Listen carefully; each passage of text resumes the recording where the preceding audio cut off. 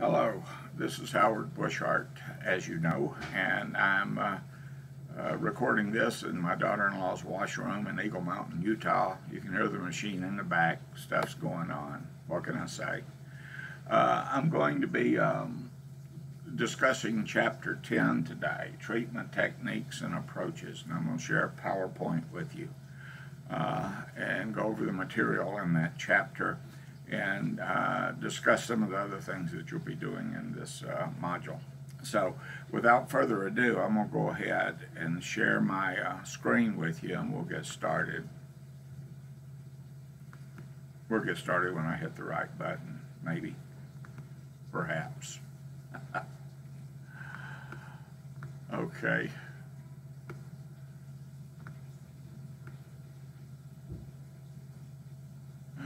Goodness. If I don't do this every day, I'm very slow and clunky with it. And slow and clunky seems to be the way I'm rolling here this week. Hello, Mila. Hi. Granddaughter. Anyway, treatment techniques and approaches. Individual counseling. What you see is what you see, and it's what you get sometimes. You know, we've been led to believe, as the text tells us, that that we have to dig deeper, go further, look longer, etc., to get to the real meat of the matter when we're dealing with people. And sometimes that is true, but other times, what you see really is what you get. And observation is very important for a substance abuse counselor who's working with an individual. Sometimes it does take a great deal of skill and effort to bring information out of people and to get them to connect with us and talk to us, etc. And gathering data can be like pulling teeth. Other times we have very cooperative people who sit down with us and can't wait to get started. And some of them are sitting on a world of pain and it just spills out immediately. So what we do in our initial contacts with people, and we've talked about this before, is to observe, to see how they behave. Do their insides match their outside? Gather data. Put it together in a way that's useful to the person who's talking. Engage them. And create feedback loops where we can inform one another how we're experiencing one another in the course of counseling. And in individual counseling, that creates a relationship with the client, and that relationship with the client is in itself transformative. It changes the both of us through that interaction. And as we've also discussed before in this class and in other classes, the nature of the relationship, the therapeutic relationship of itself, is the best predictor of a positive outcome with substance abuse counseling. As we go forward in individual counseling, we educate our clients. We give them information about what we know about substance abuse disorders and what they are and how they affect people, and help the clients to try these things on for size for themselves. Excuse me. So a lot of the growth that our clients get is from finding out more about what's going on with them, with their drug use, etc., and so forth. We educate them on resources. We educate them on other problems they may be having. We help them and we help them with other types of education as well, pointing them in the right directions for resources, for taking courses at school, etc., and so forth. Self-disclosure is a part of that. And it's a part of guidance, assistance, and counseling, as well as support and advice.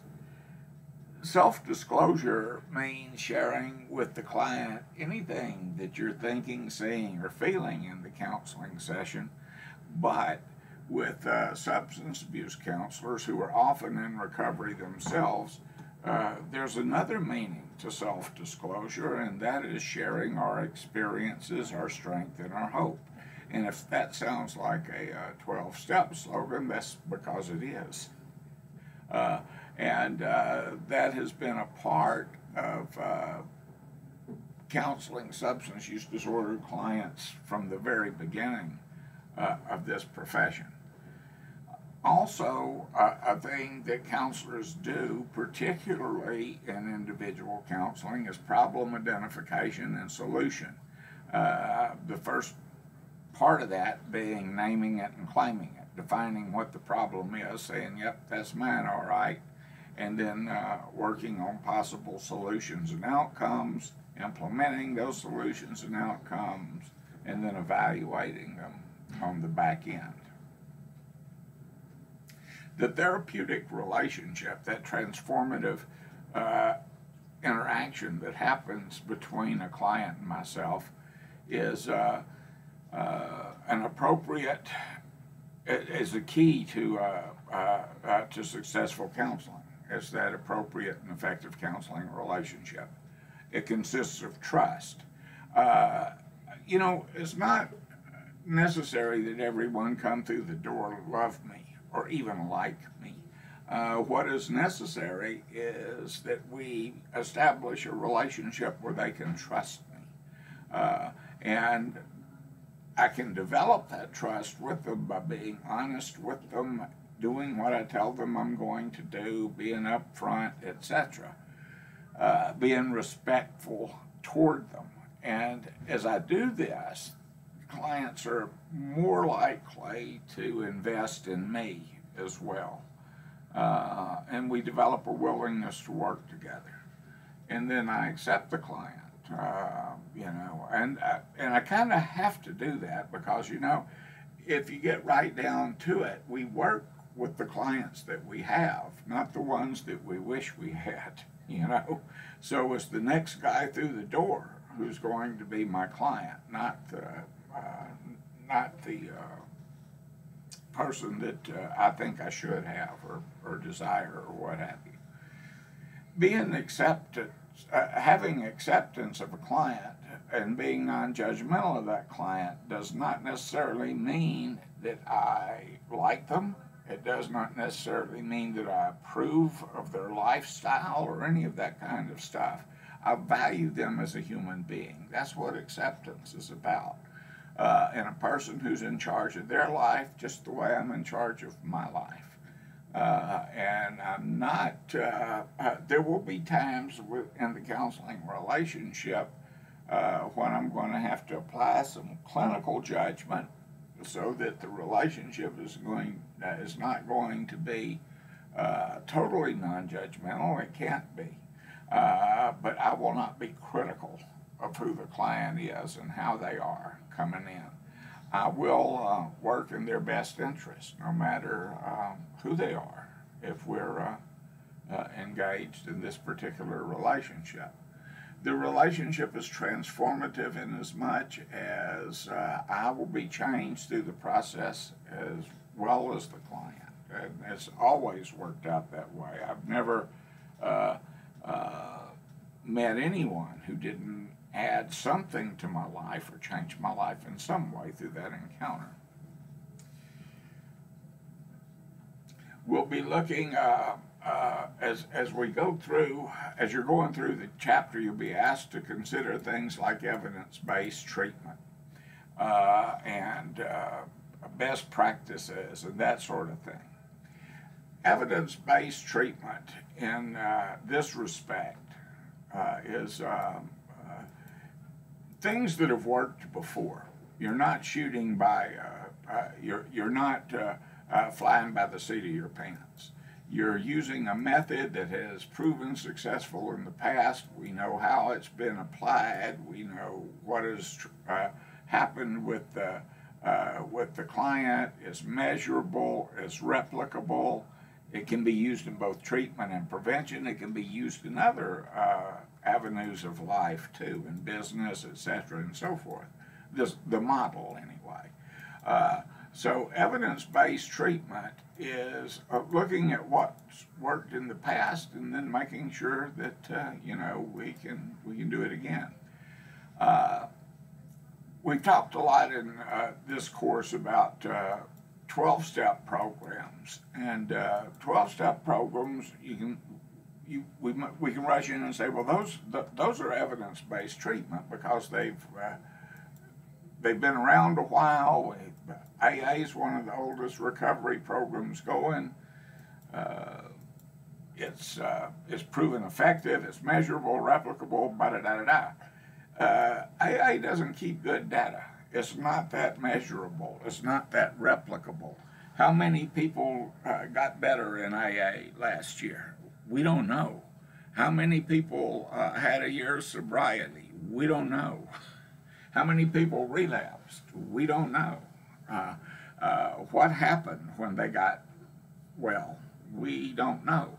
What happened when they relapsed? Well, we don't know. Rarely have we seen a person fail who has thoroughly followed our path. How do we know where they failed, where they stepped off of the path, how they stepped off of the path, etc.? So AA is not a particularly shining example of evidence-based treatment. And I'm not saying that to disparage AA. I'm just saying that when we're talking about evidence-based treatment, we may be talking about a certain program. We may be talking about Teen Challenge. We may be talking about RAFA. We may be talking about, any number of things. But if we're talking about a therapy or an approach, then we're talking about the way we handle the client, the things we do with the client, how the client's diagnosed, how we make a determination of what their treatment plan should be, how we apply their treatment plan, what the outcomes of our interventions are, over what course of time, etc., and so forth. And then we can replicate it. In other words, we can do it again with the next client, and the next client, and the next client, and we can see how that works out. One size does not fit all in treatment. One size does not fit all in prevention. We use general approaches with some clients, and we use terrifically specific approaches with others based on their particular needs, etc. I hope that'll become clearer before I get through with this piece of time I have with you. What we do with our clients also includes a bunch of paperwork and tasks that people on the front end of going into this as a profession sometimes don't consider.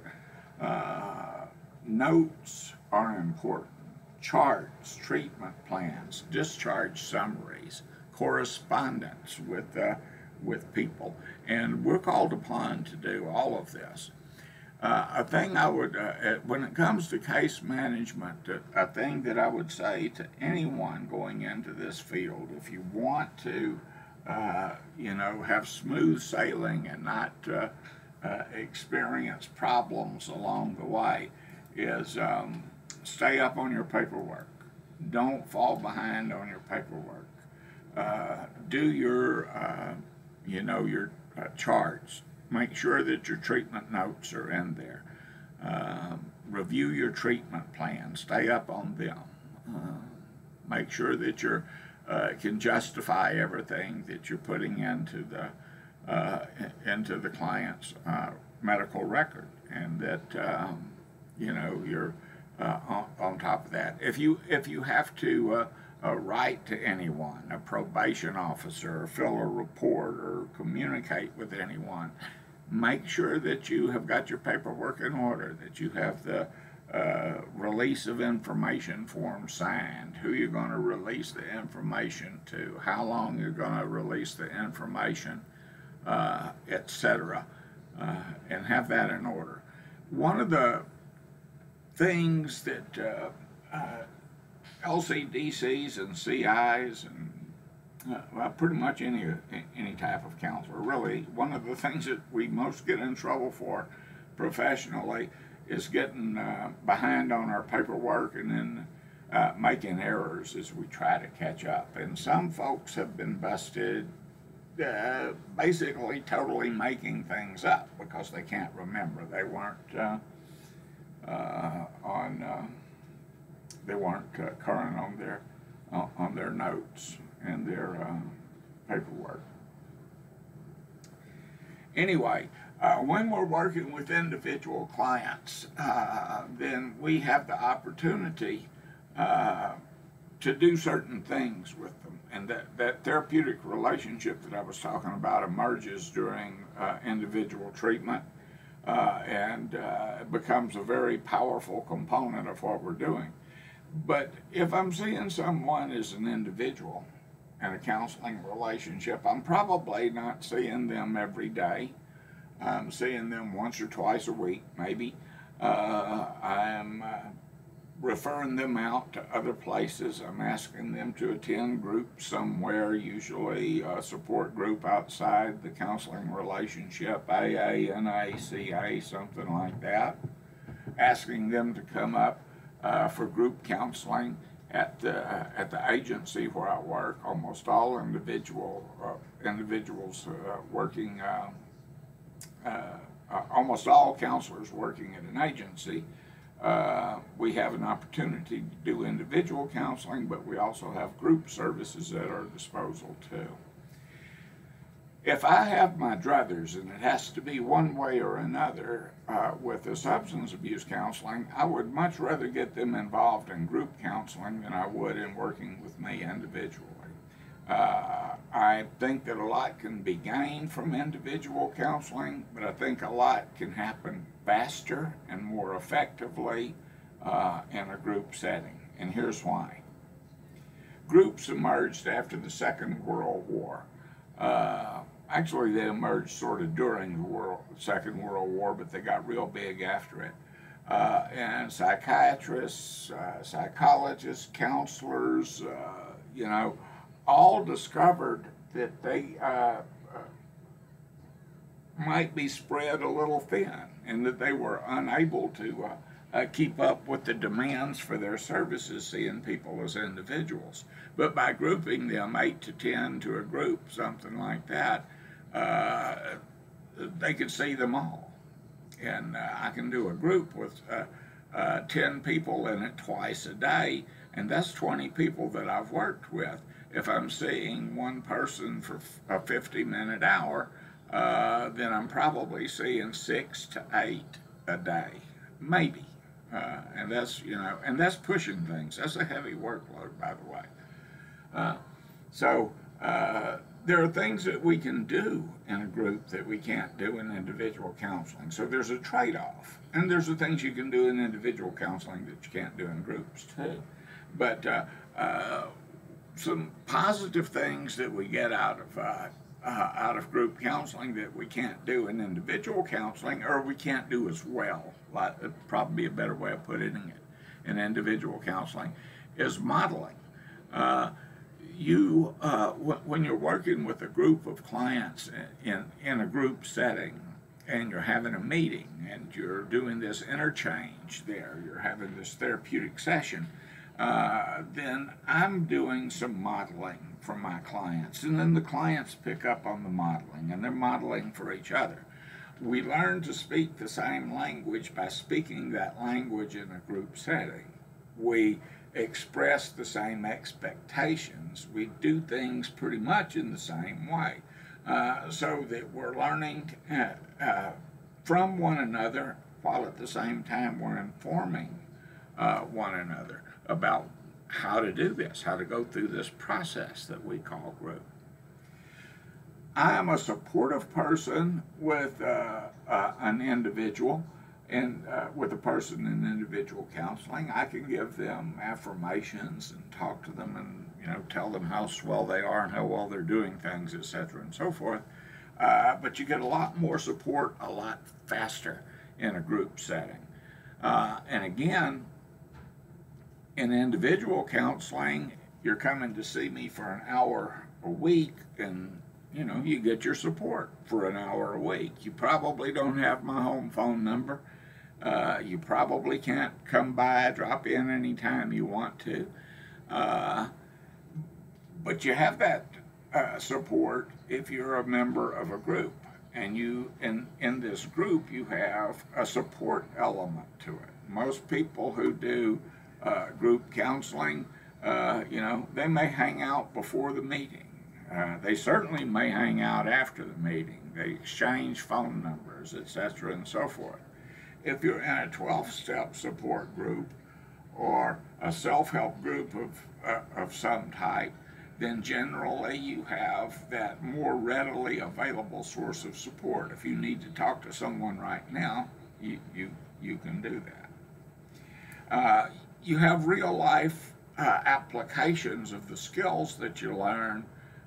It's not abstract because you're practicing them in group. You're learning how to interact with people, how to set boundaries, how to communicate well, etc., and so forth.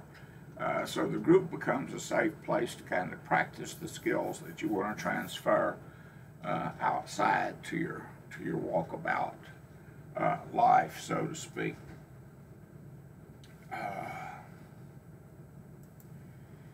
And then there's feedback. Feedback happens immediately in group, and feedback from multiple sources. If you're in individual counseling with me, or with anyone for that matter, then the feedback is a dialectic. It's from you to me and from me to you, and it loops in that manner. But if you're in a group setting, then it's not dialectic. There's multiple feedback loops that are going on simultaneously. You're getting it from a lot of different places. And sometimes, there's great opportunities for clarifying, etc., and so forth, by sharing in those situations, and that the various types of feedback that you get, even if it's contradictory, is still a positive element because you can refine it. A way of looking at the self and at other people, and this is something that I've also posted in a video too in your coursework, is the Johari window. And the Johari is based on the first names of John and Harrison, whatever their last names were.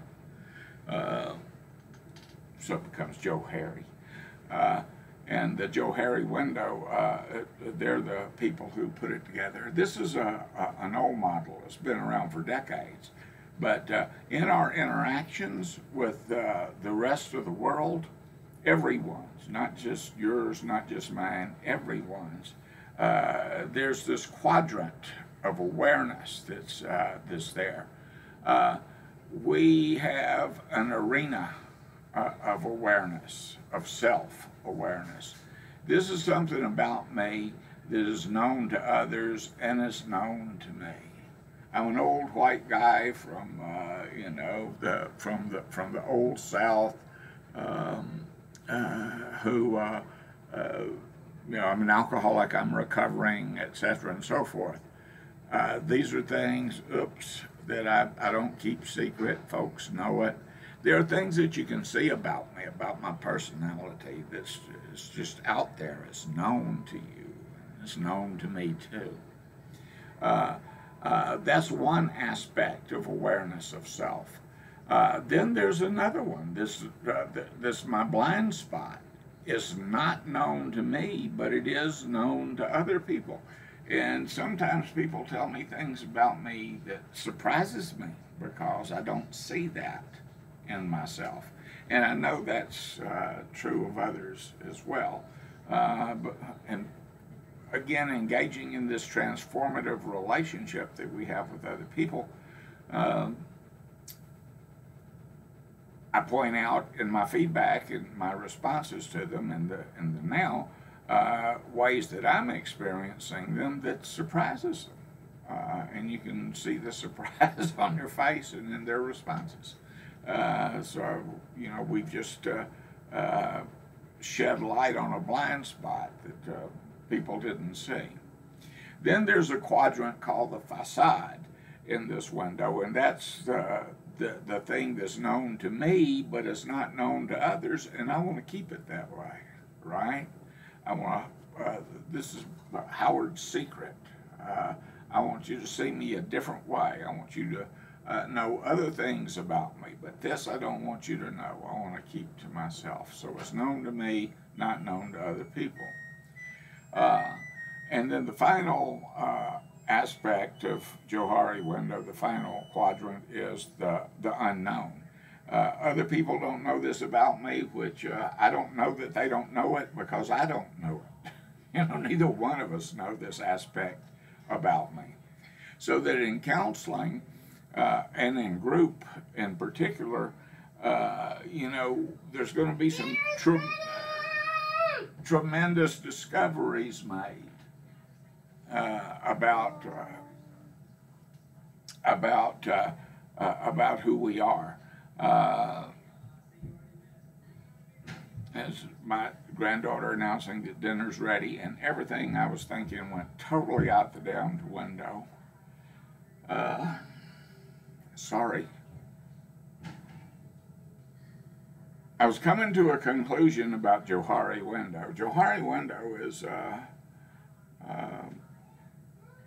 just a schematic representation of self-discovery that people do through interactions with one another and exchanges that we have.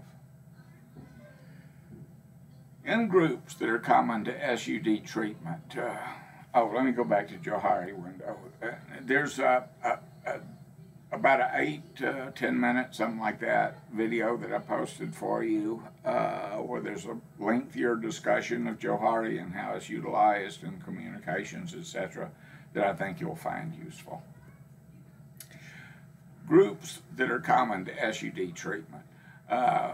Psychoeducational didactic groups, teaching groups. When I have students in my classroom, that's a didactic group. It's not necessarily psychoeducational. Psychoeducational, when you hear that term bandied about, they're usually talking about something like a group that's explaining mental illness or a certain diagnosis of mental illness or someone who's having to go to DWI school, you know, because they got arrested. So anything that's didactic, that's teaching, anything that's educational is didactic. Didactic may not be psychoeducational, however. Then there's support, 12-step self-help groups.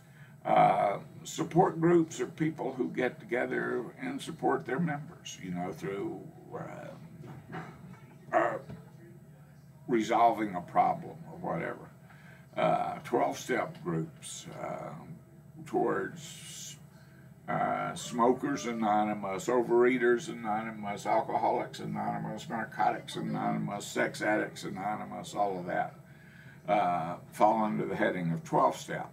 12-step groups are support groups. Support groups are not necessarily 12-step groups. Self-help groups are 12-step groups are self-help groups, but self-help groups may not be 12-step groups. Support groups are self-help, and self-help are support. So it's not a nice, clean delineation out there. We use a lot of these terminologies interchangeably, and you know, in the course of our daily lives as professionals. Don't let it worry you. You know, most of the time it's not that important in terms of conversation. It is important that you know there are differences and what those differences are, though. There are task or problem-solving groups. We want to get together because people keep speeding in my neighborhood and we have little kids playing out there. So my task group is to get together, to rally the neighborhood, to get together, to go down to City Hall and make sure that they listen to us and will provide relief for our grievances, and maybe put signs up in the neighborhood saying caution children at play, or put speed bumps into the places where there's high traffic, high offense with speeders or what have you. Then there are activity groups. We get together and we do stuff, and the stuff that we do may be geared toward some social consciousness thing, or a political organization, or a sewing club, or a reading group, or what have you. The activity groups that we find common to SUD treatment, are things we do: fundraisers, car washes, that kind of stuff. Groups may be homogeneous or heterogeneous. It's nice to know the distinction between that. A homogeneous group is all of one thing. If you have a woman's group, and groups can be both homogeneous and heterogeneous depending on what you're talking about. You have a woman's group, it's homogeneous because it's all women, right? But it's a homogeneous group of women who are in recovery from chemical dependency, substance use disorder. So that's homogeneous too. They're all in recovery from substance abuse disorder. But Kathy's recovering from cocaine, and Cindy's trying to twist off from alcohol. And now it's heterogeneous because they're all, it's about different types of drug addictions. Cindy's 27, Kathy's 14, Belinda is 64. So they're heterogeneous all over the place in terms of age. Homogeneous in terms of trying to recover from alcohol use disorder, but they're male and female and gay and straight, and so they're heterogeneous in all of those areas. So when you're thinking about groups and discussing groups, particularly if you're doing any kind of research or writing about groups, then these are things that you have to take into consideration.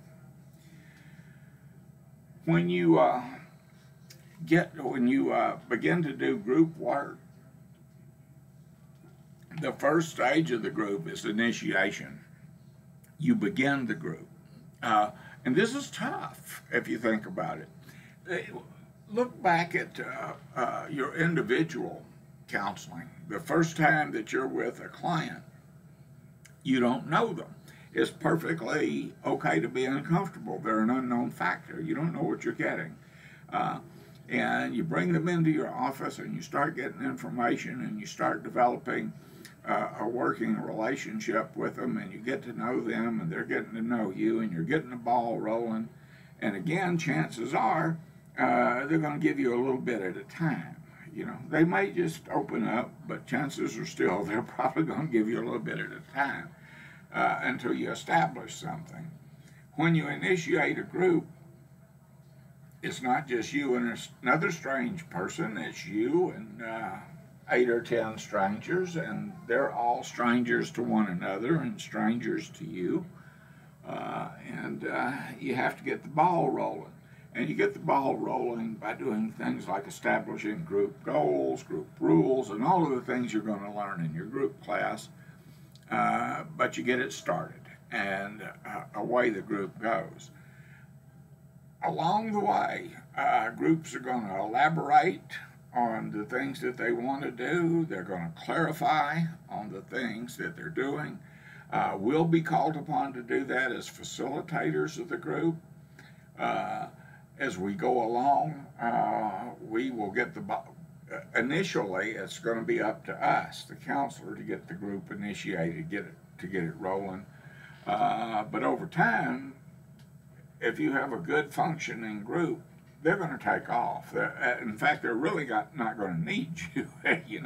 You'll still be there to elaborate, to clarify, to ask some questions, or to link members of the group, to summarize what's going on in the group. But they're going to be doing the work, and that's what facilitating is about.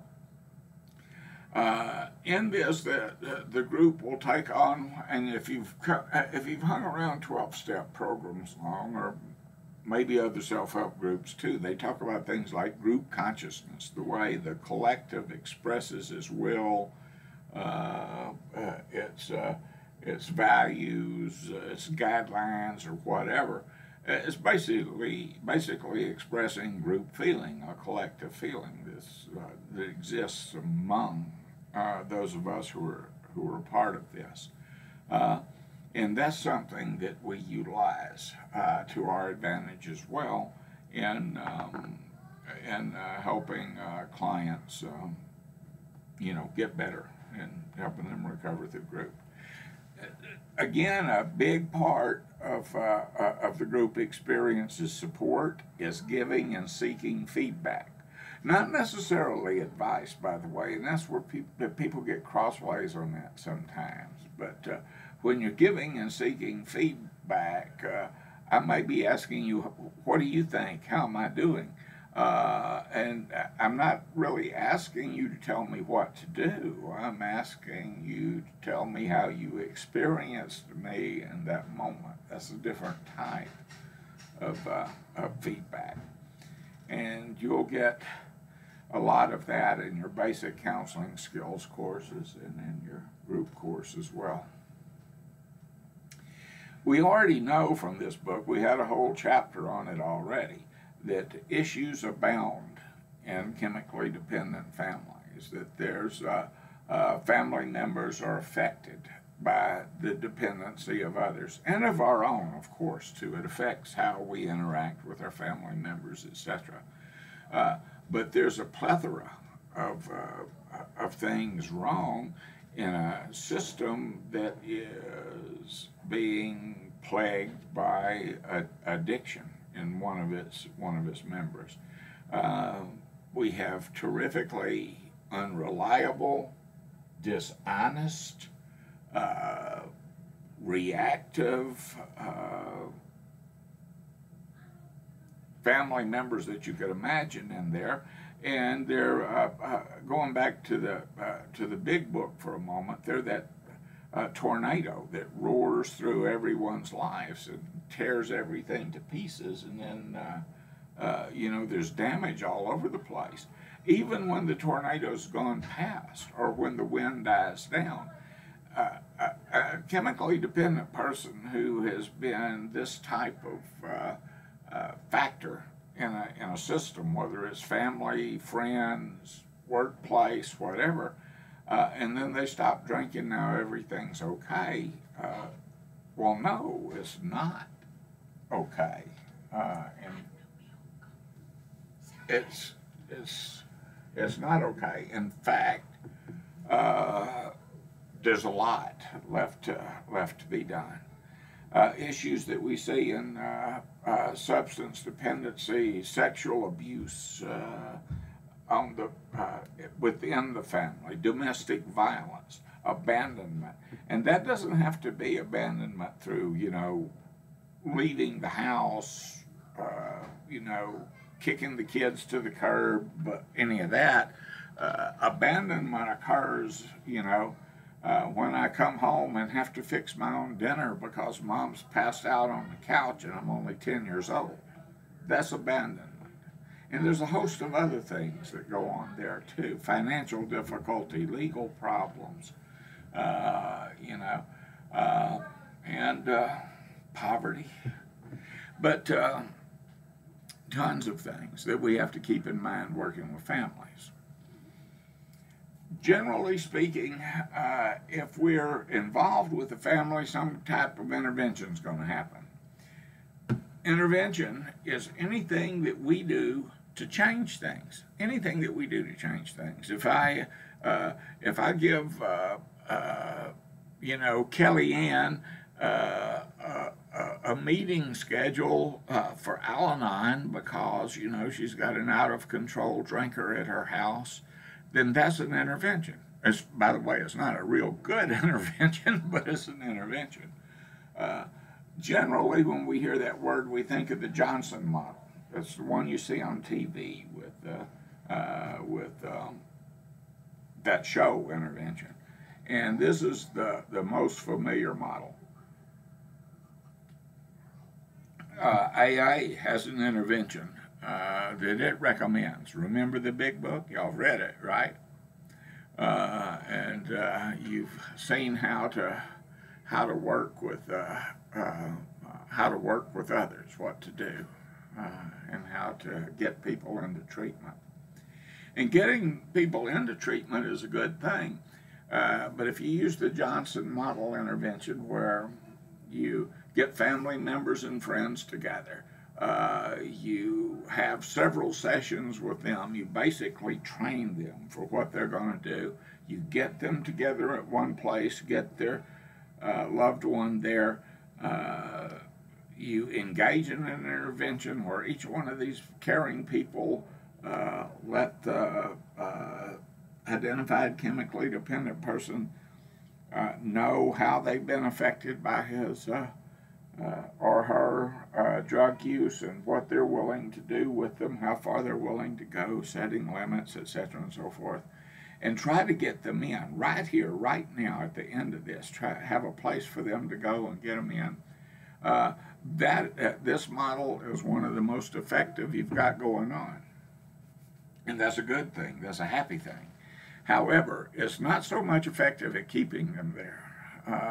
So within 2 or 3 days, you might have someone say, "I don't know about this. I was overwhelmed. I was emotional. I don't want to be there, and you got to let me out." And by the way, you do have to let them out. So that's a model of intervention. Providing services to family members. There are other types of interventions that we can do. One of the things that I always found that was I really like what Al-Anon brings to the table on the intervention front, and that is, you can have a happy and fulfilling life no matter what. You don't have to be victimized by these other people. So one of the services that I can bring to a family, to working with family members, first of all, I have to be cognizant of my scope of practice, what I can do and what I can't do. I'm not a sex therapist. I'm not a family relationships therapist or any of that. My services are focused around the area of chemical dependency and what's going on with people and their family members in chemical dependency. I have to be cognizant not to exceed my training and my skills, not to bite off more than I can chew in that area. Referral is a good thing. And, if I don't have problems referring people to other resources if those resources are appropriate or superior. A lot of agencies have family programs so that we can get the whole family and conjoint family counseling and groups together, working together to resolve some of the issues that they have. But the key thing is to let family members know that their lives do not have to be destroyed by the behavior of a drinker. Now, I'm talking about older family members. This is a little tougher deal. 8, 10, 12-year-olds, they're not really prepared to leave home and go off on their own, regardless of what the circumstances are, with a drinking member. Setting boundaries, finding support services, going to people who can listen to you, who can help you out, who can keep you safe. And as a counselor, it's going to be wonderful that you have resources handy there on your desk, in your tickler file, on your computer, or whatever, where if someone needs shelter because of a domestic violence situation, you can put them in touch with that right now. If someone needs to get a child out of a home because of a sexual abuse issue, you can get them in a safe place right now. So that's important. it's important that we realize, too, that in addition to all of the bad things that can happen in a family, there's a whole lot of good things that happen in a family, a lot of devotion and loyalty and caring and goodwill and etc. Family members can be really valuable resources in recovery, and their support for one another can be very predictive of a successful outcome in treatment. Behavior occurs in context. We have to remember that, and that the things that we see people do, regardless of how goofy it seems, to them it has a context, and it may be painful to choose this behavior, but it's the best they can come up with it at the time. So helping them to explore with new methods of being and interacting in the relationship, etc., becomes key to us. Enabling, and this came up the other night. Actually, I brought it up the other night in a session that Robert Martinez, an interventionist, was doing for Dr. Kaufman's class. And anyway, there's right now it's kind of in vogue for people to try to avoid the enabling language in working with families or doing any kind of prevention efforts. And by that I mean, we talk in the family roles that we've talked about before. They talk about the enabler, and this is the person who makes excuses for the drinker, who loans them money, gives them a place to sleep, etc., etc., lets them get away with murder, brings them into the house, lets them sleep on the couch, will take them back in no matter how many times they've been lied to, etc., etc.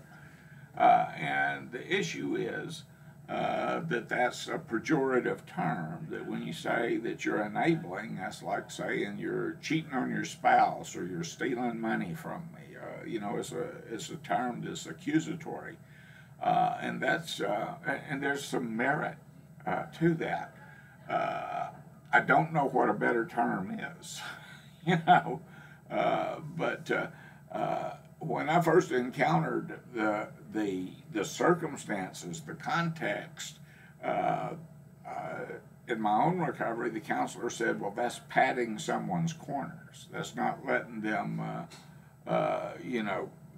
meet the natural consequences of their behavior. You're carrying the addict rather than carrying the message. All of that falls under enabling behavior. I'd be sensitive to this when I'm talking to people and telling them that and helping them to see, helping to redirect them into a position of looking at what they're doing in an honest manner. Is this the best thing that you could be doing, or could you be doing something else?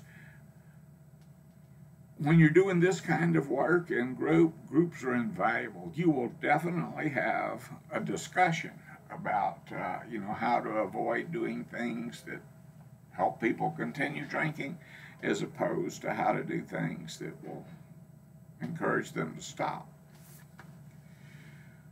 A good deal of Chapter 10 is around 12-step programs, and we've talked about them in here. I don't think there's a whole lot more that we need to say, other than AA, Alateen, Al-Anon, they're continuing to make very great contributions to the recovery of everyone affected by substance use disorders, whether it's their own or someone else's. So there's not a lot more needs to be said about that in that capacity. At one time, treatment programs were likely to be built around 12-step models. The first agency that I ever worked for, Psychiatric Services of America, DAAC, Drug Abuse Programs of America. We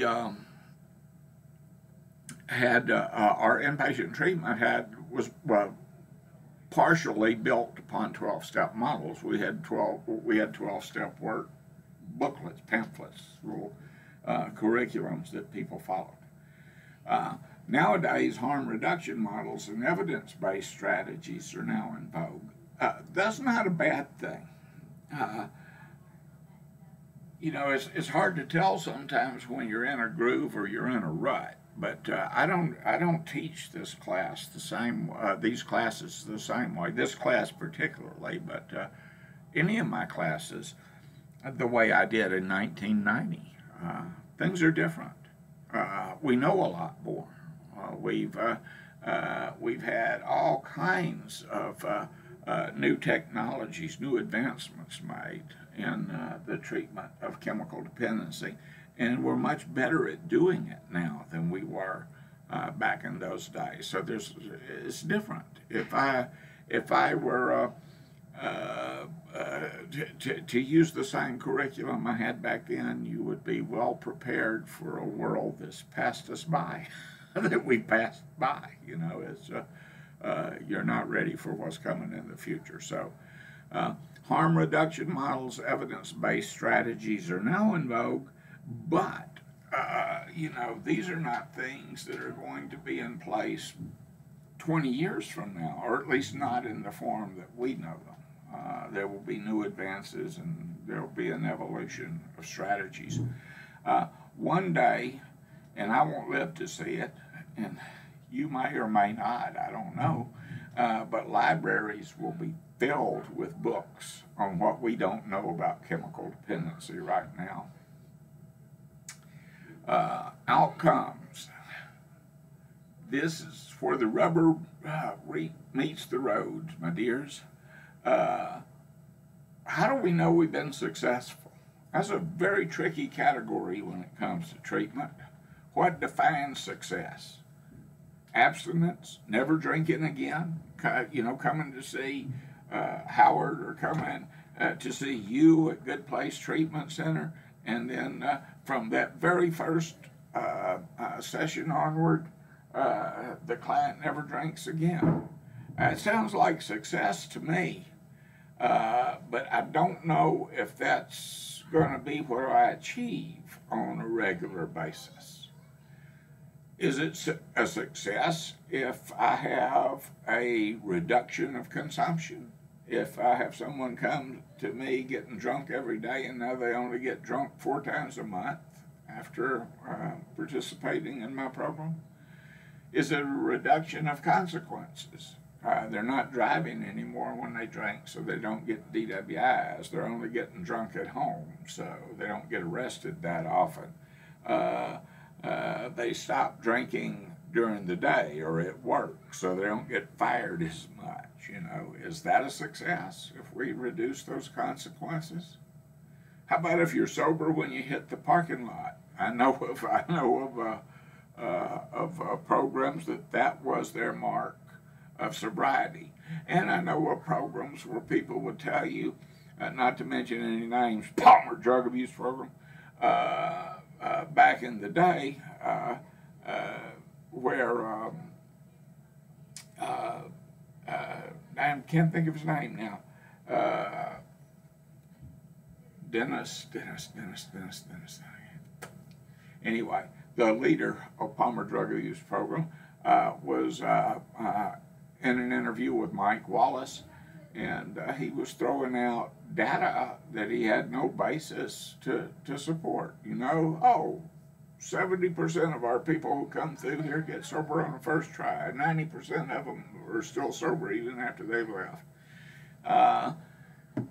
Sober when you hit the parking lot.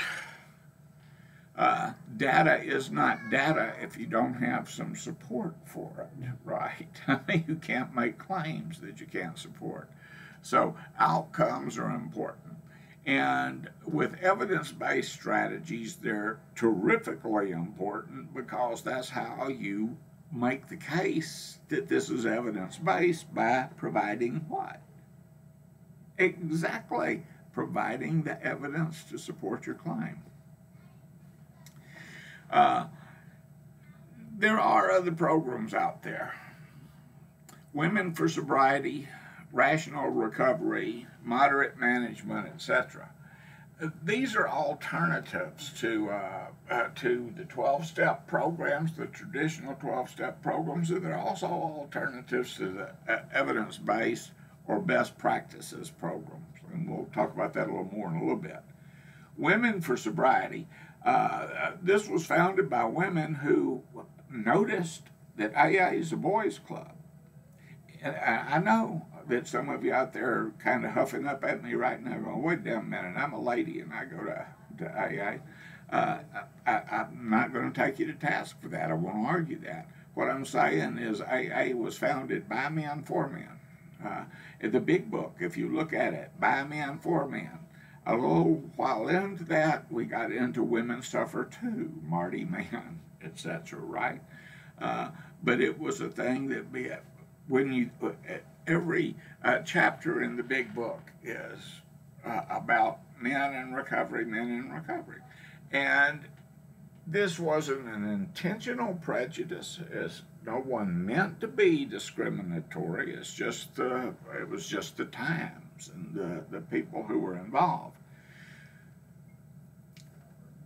The attitude of let's focus on recovery and this hardcore thing. I've been in meetings where a woman raises the issue of not knowing how she's going to manage to hold on to her job and pay child care and how she'll be able to stay sober, because that's she can hardly find times for meetings. She's exhausted all the time, etc.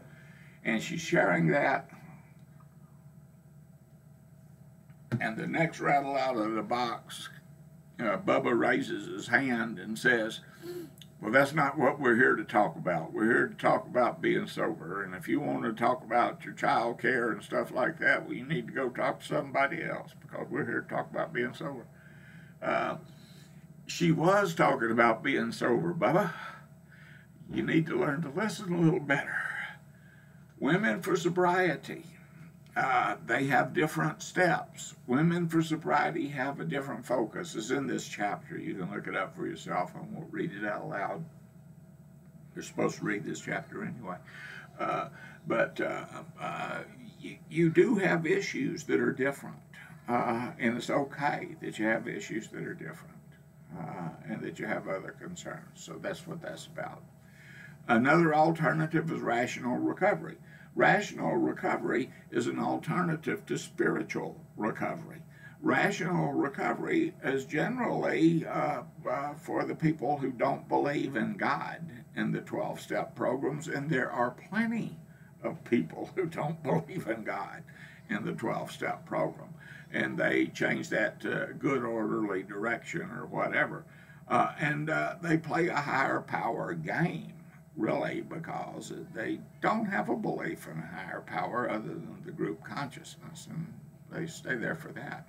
Rational recovery is basically, and they even have a book they call the small book,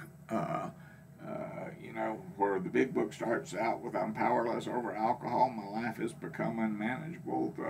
A small book will say, and I don't know the steps verbatim, not only am I not powerless over my drug use, my alcohol use, but no one on earth has the power over it but me. I'm the only one who decides, what I'm going to put in my body, etc. So it's, and this is an Albert Ellis model. And so there are other programs out there other than the spiritual or religious route recoveries.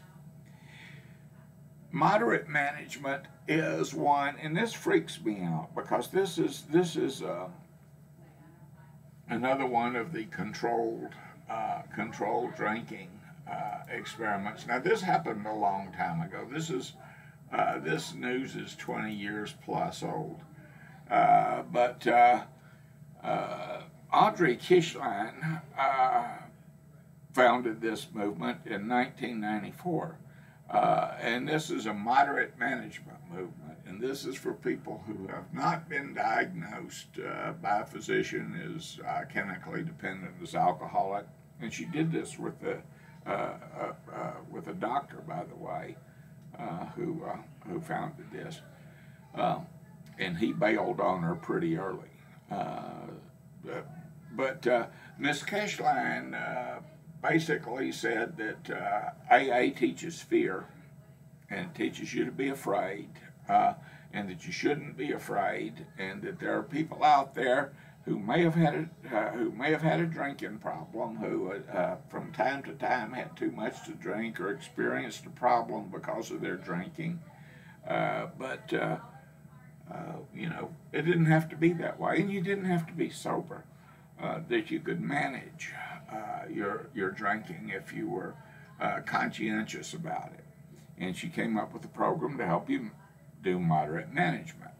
However, she did not recover from her drinking problem. And, you know, 6 years into that program, she was convicted of drunken driving deaths of a man and his 12-year-old daughter. She got wasted and went up an exit ramp. She used an exit ramp for an entrance ramp on a freeway and head-on another car, killed a man and his child.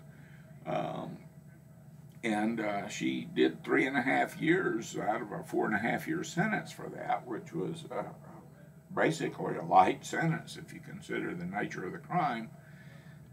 But she continued to drink after being released and died in 2014. There are claims that it was a suicide, but I can't swear to that. So she was 59 years old. And that was that. There's plenty to debate in terms of harm reduction and management versus abstinence. If you're chemically dependent, if you are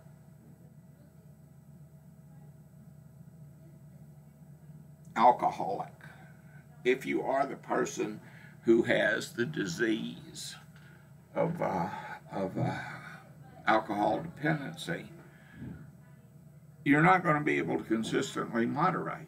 That's the nature of the disease. Loss of control is the earmark of the disease for the most part. And there may be some exceptions to that, but the exceptions are not wide enough to say that this is an option for everyone. In fact, it's an option for very few people. If you go into a controlled drinking program, and I'm not just talking about moderate management, but let's say I'm going to have Howard's controlled drinking group, and here's what I'm going to do with you guys. You're going to come in, and I'm going to teach you how to drink like ladies and gentlemen, like I could. And the thing that I will teach you is to never have more than one drink in an hour, and to space your drinks out by the hour. Never have more than 4 drinks in one night, right? Only drink on the weekends, or only, you can only have 4 drinks a night whenever. That's not moderate drinking. That's drinking a hell of a lot. I'm taking you maybe from being an alcoholic out of control drinking and teaching you how to just drink too much on a daily basis. There's a great deal of problem with that. And it's the same problem that we've seen with the family and stuff in terms of negotiating or bargaining with the drinking member. If you'll stop smoking weed, shooting heroin, eating pills, drinking alcohol, then I will fill in the blanks, buy you a car, give you a job, let you live at my house, whatever. And that's the bargain we make. And the flaw in that bargain is assuming that someone who is totally chemically dependent is going to be able to moderate. And the chances are very, very, very good they will not.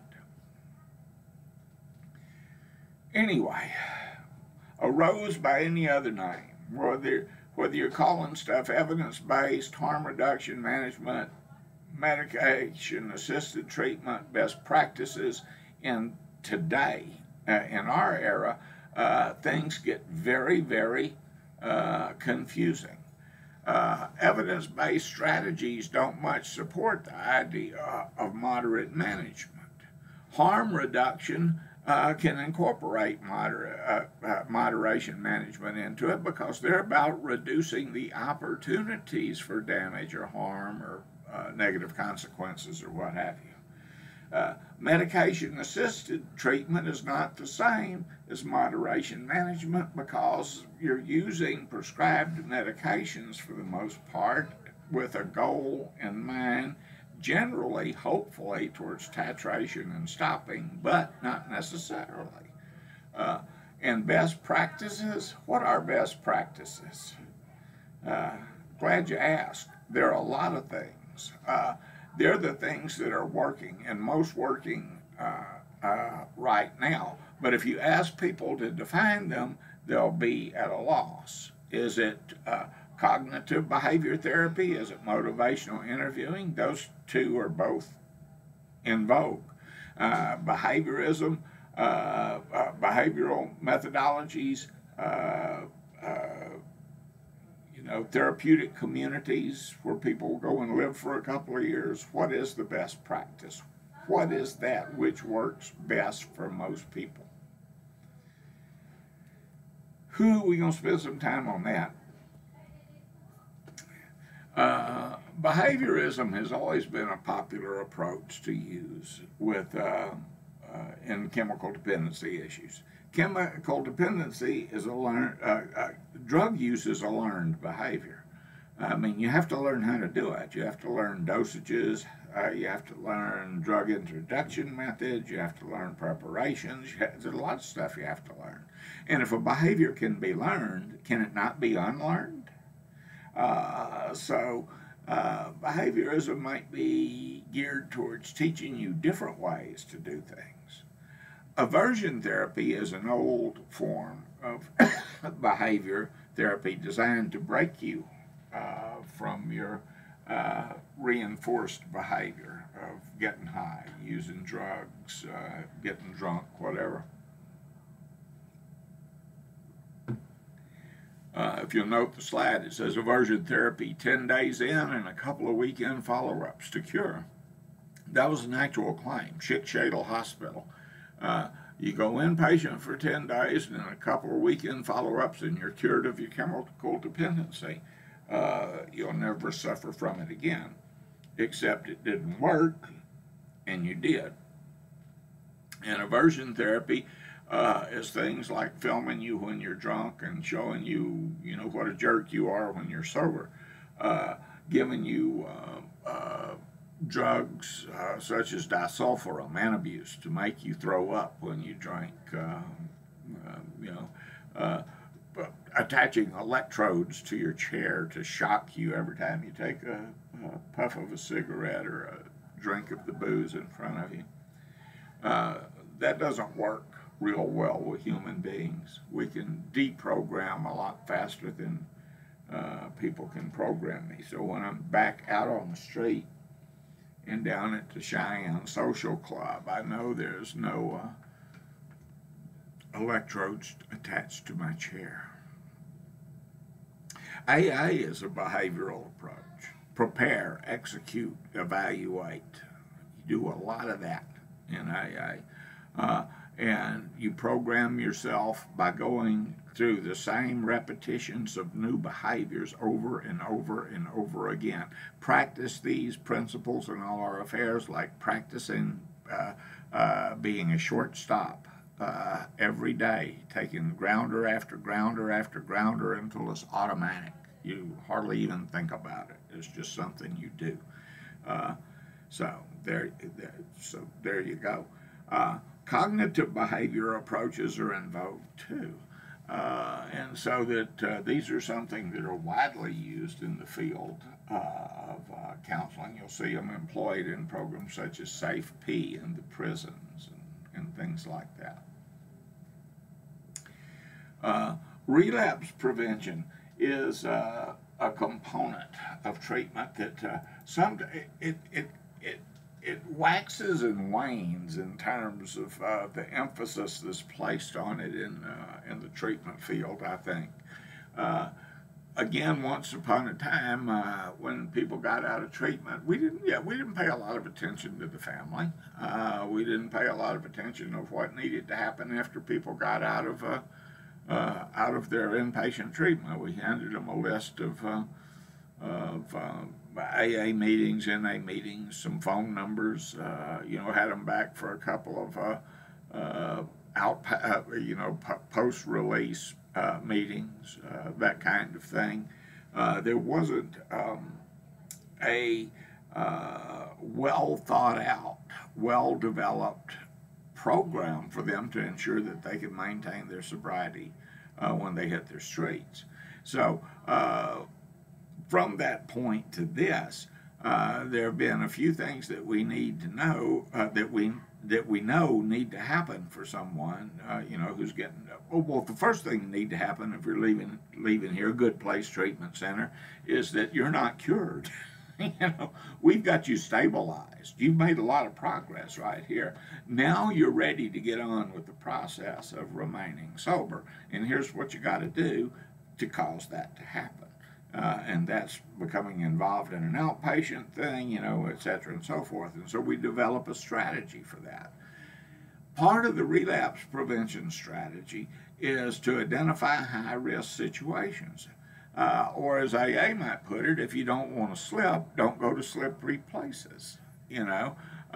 Avoid situations that might put your sobriety at risk. Avoid people that might put your sobriety at risk. Identify those high-risk situations and identify and then develop strategies to address them. What can you do to extricate yourself from this situation if you find yourself in it? How do you avoid setting yourself up to lose or being set up? And that happens too. Relapse prevention will stress that relapse is a process rather than an event, and it usually is. When someone says, I had a slip, that could have been a spontaneous thing, and it may have been a spontaneous thing. But a question remains is whether this slip, this relapse, this thing that happened that was, a return to use, whatever reason it was a return to use, is that the start of something or the end of something? Did I relapse because I quit doing the things I was supposed to do, or I set myself up to have a drink and I did, and I got drunk, and now I'm back, and that's that. Let's put it behind us and go ahead. An event. Or was it a process of things that brought me to that? Or is it a start of something? Is this something that I initiated and I'm not done yet? And I'm coming back and saying, well, let's start over. But that's not going to happen because I've got a spiral going on. And there's a bunch of dominoes that are going to fall before I reach a place where I can sober up and start again. That's if I reach a place where I sober up and start again. There are a lot of ways of looking at a relapse and a lot of values that you can put on it. It can be a catastrophic event. It can be something that you learn from. It can be an indicant of somewhere where you need to strengthen your program, whatever. But it's something you have to consider. And you have to plan for. What happens if you do relapse? We'll come back to that. Dealing with cues and cravings. Sometimes cravings hit you out of the blue, man, and just unbelievably.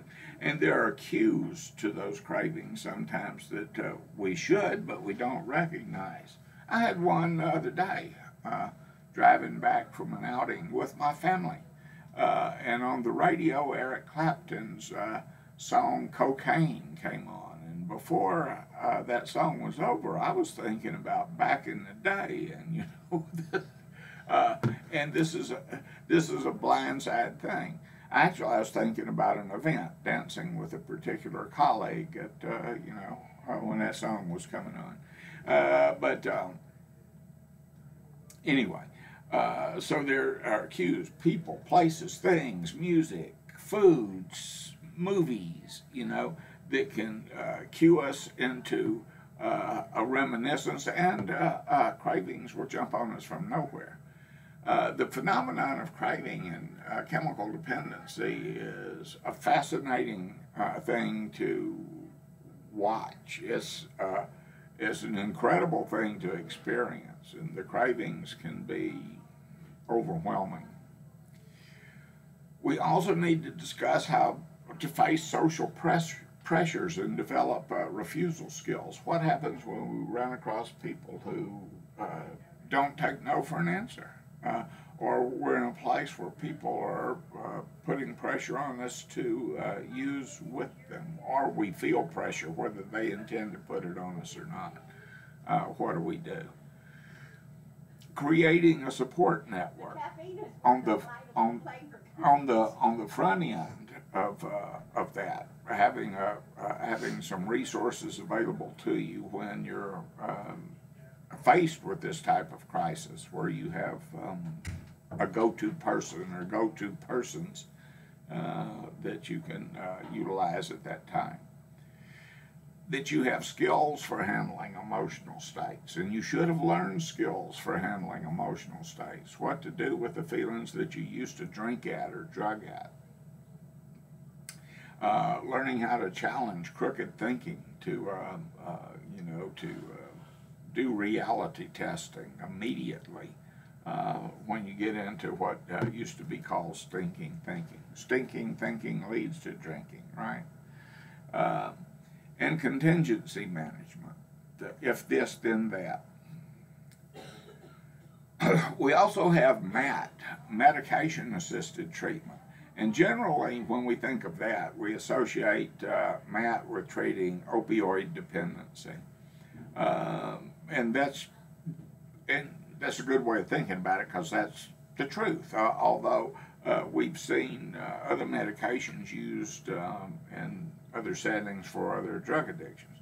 Alcoholism, for instance, as a Valium deficiency.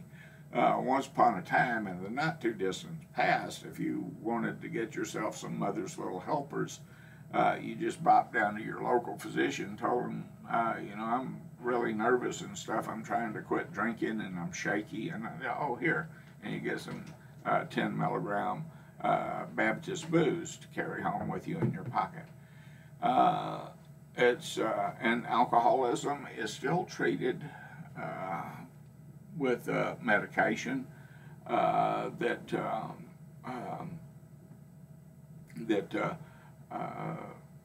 it varies in degrees of efficacy.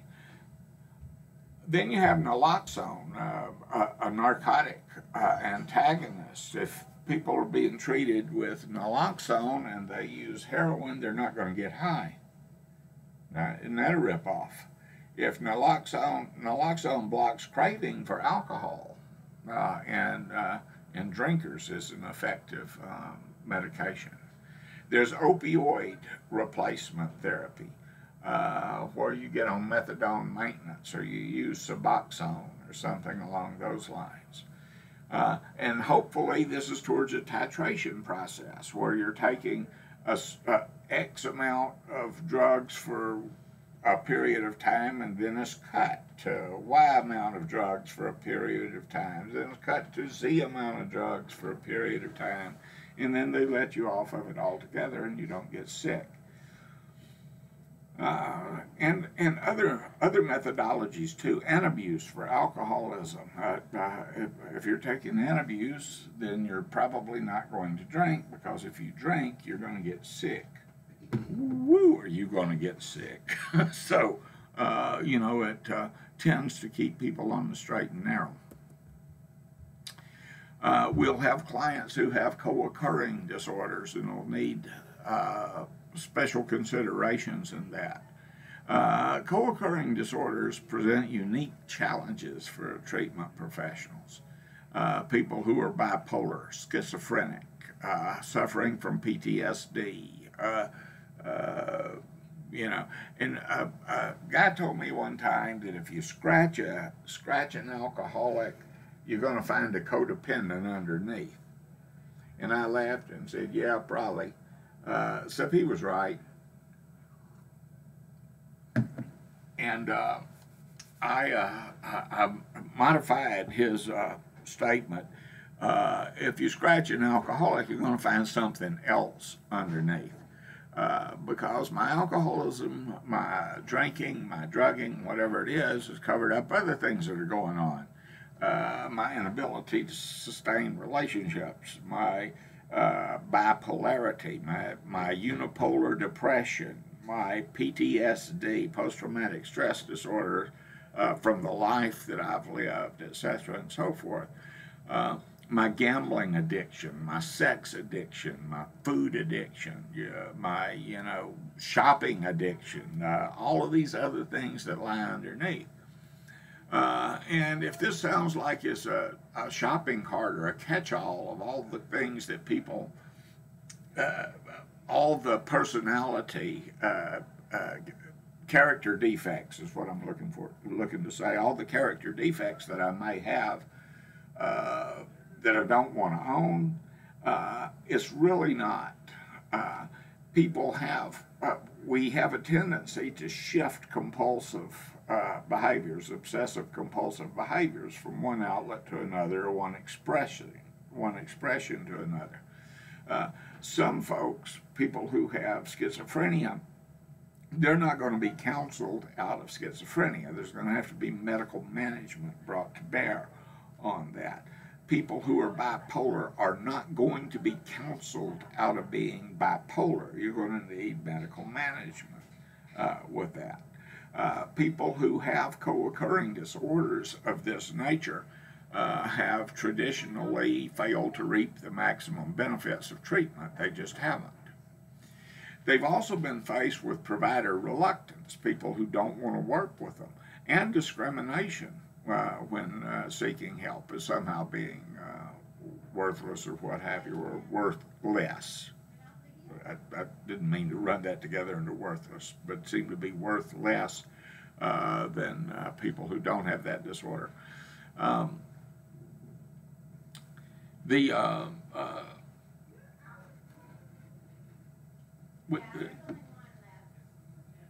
truth of people with co-occurring disorders is that they have to have the symptoms of both or more. It's not necessarily just two things. Conditions managed in the course of treatment.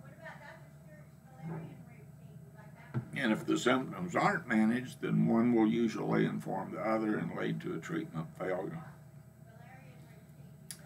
Then there's spiritual concerns. I should have put the quote first. Spencer Andrews, I'm trying to help them save their asses. If they want to worry about saving their souls, they can do that later. And Spencer was an old mentor of mine when I first got into the field. And he spoke of AA as a spiritual program. There are differences between the religious and the spiritual, and they can most certainly be muddled and mixed up. I've also heard that AA is the Church of the Unknown God, and that it's a religious program. No one just says who the God is, but we do the same things the same way. If you're a Catholic, you do Catholic stuff. If you're a Baptist, you do Baptist stuff. If you're an AA, you do AA stuff in the Church of the Unknown God. Faith-based approaches have many benefits, and just as many, if not more, drawbacks. I don't know who these religious people are, but I thought it was pretty cool, so I copped that picture and posted it.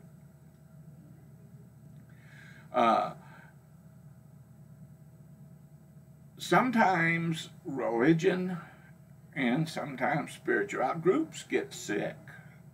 Groups experience mental problems. Sometimes wrote a book, Soldiers of God, White Supremacists and Their Holy War for America, that a long time ago, 20 years ago, that focused on religious groups in the racial right, identity Christianity, identity preachers, seedline identity, and polygamous groups and armed religious organizations, etc., and so forth. And a thing that one of the guys told me, he says, you know, when you prophesy to each other all the time, it can get crazy. And I was like, do tell. You know, when there's no outside controls or information coming in, and you're just, you know, saying things from inside your own methodology of thinking, you might be misled. You might think some things, you might do some things that could be considered unethical for most of us, like taking a teenager and giving him an exorcism because he was wearing a Black Sabbath t-shirt in your recovery program. That's a true story. You know, anyway, there are excesses. Let me put it that way. I'm not going to go into detail on that one. But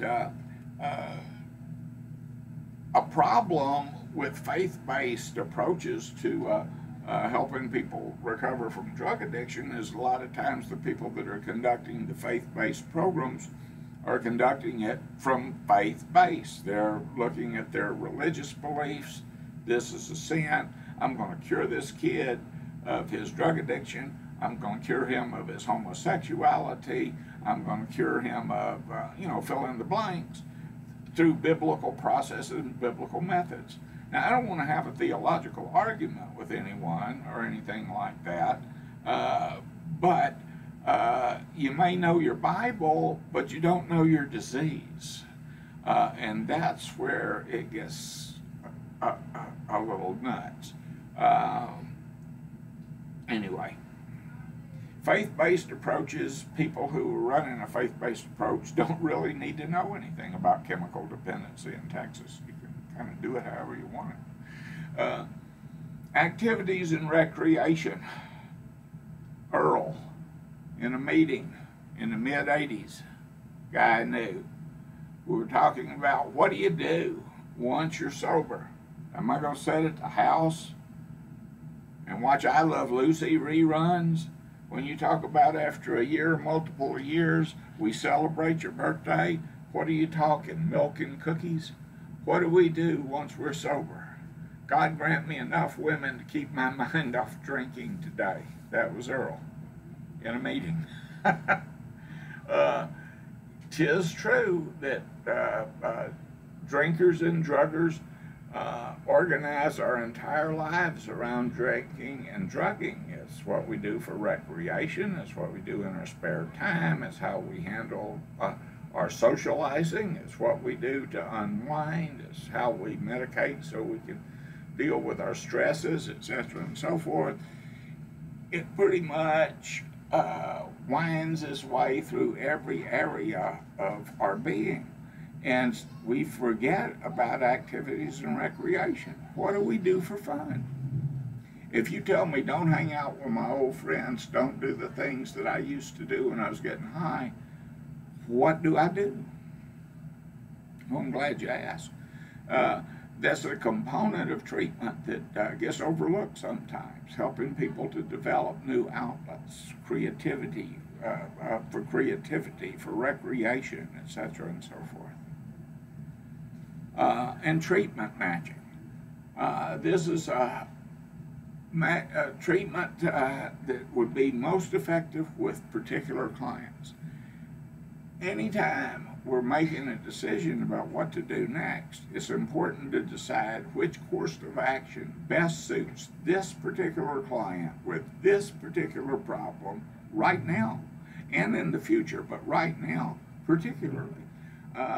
You know, there are things I can do, places I can send him. I don't have to change him to a particular way of thinking before I send him there.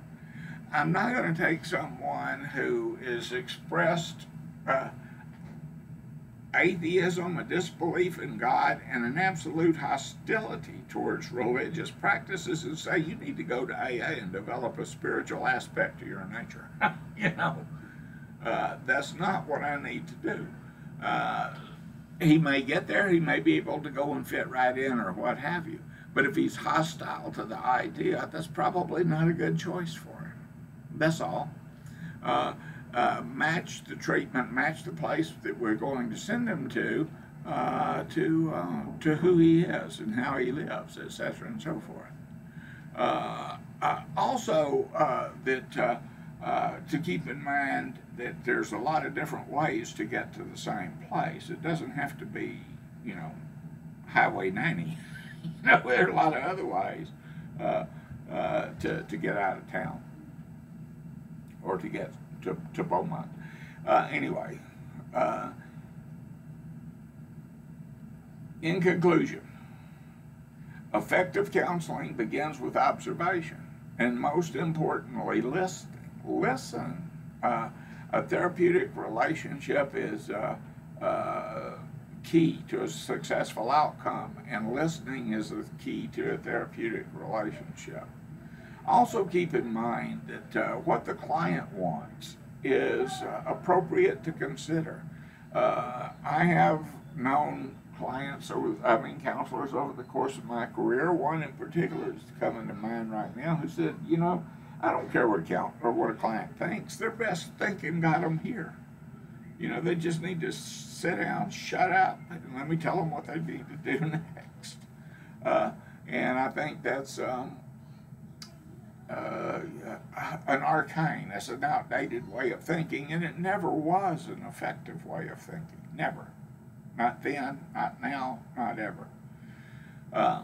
Assessment, treatment planning, and appropriate utilization of resources is critical. Appropriate utilization of resources, not throwing everything at someone and seeing what, you know, what'll stick. Many different paths to the same destination, and the client should be involved in determining which path is right for him or her. And that's absolute truth. They should be able to have input into that. Oh, there, look at that.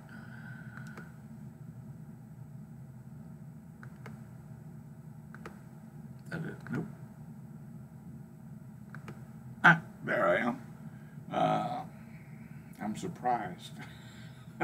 And I don't look much worse than I did when I started, which is odd because I'm kind of tired. Anyway, that's pretty much Chapter 10. And Chapter 10 is a rehash of a whole bunch of stuff that we've already talked about. Oh, did someone just walk in the room with me? Is a rehash of stuff. Say hello, students. Hi. Okay, that's good enough. Mila, granddaughter, whom I'm visiting. But Chapter 10 is a rehash of a lot of stuff that we've covered in the first 9 chapters, really, and in the big book of Alcoholics Anonymous, and in the other classes that you're taking towards this degree. So I don't think it will be very harmful to the reader, you know, in terms of stressing you or anything like that. But that's that. I did add some other things in here. I've got in your course room, I've got the Johari window video. I've got a video on group work with substance abuse clients that you may find helpful. And you can find, and I probably should have told you this like 10 weeks ago. I may have, I'm not sure. You can find anything on YouTube. I'm an old dog, and YouTube's not a particularly new trick, but I have found a great deal of stuff that's helpful to me in my life on YouTube, from how to tie a wet fly to, to doing group counseling, to piping a house, you name it. YouTube's got it, and so you can find a lot of info, a lot of ancillary information if you're of a mind to do that, which I encourage. That said, I will stop recording, and I will see you soon. Bye.